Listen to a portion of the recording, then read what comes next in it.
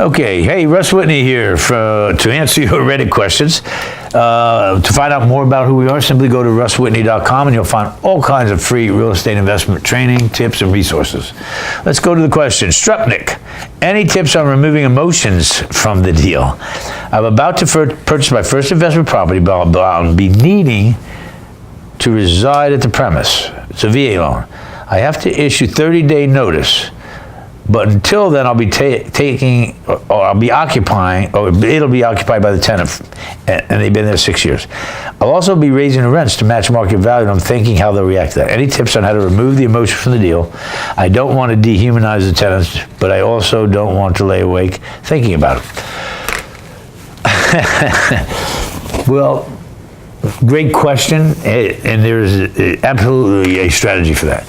Anytime I bought a new property over the years, and you know, I haven't been into the duplex, triplex, fourplex, although I fund those as a hard money lender. The way I use a student, I've had hundreds and hundreds of low and moderate income apartment units. I would go in and generally I would buy them in cosmetic distress.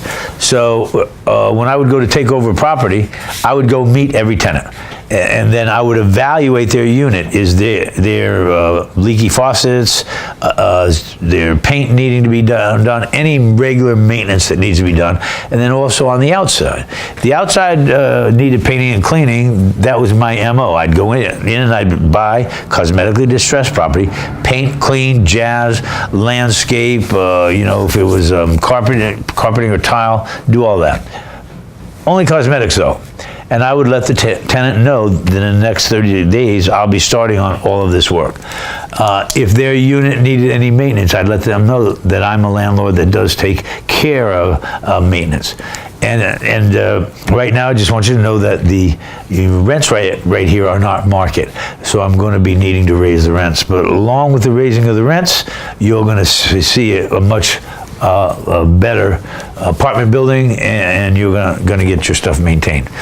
And I'd make friends with it. I never usually had a problem with the raising of rents as long as they were to market, not gouging.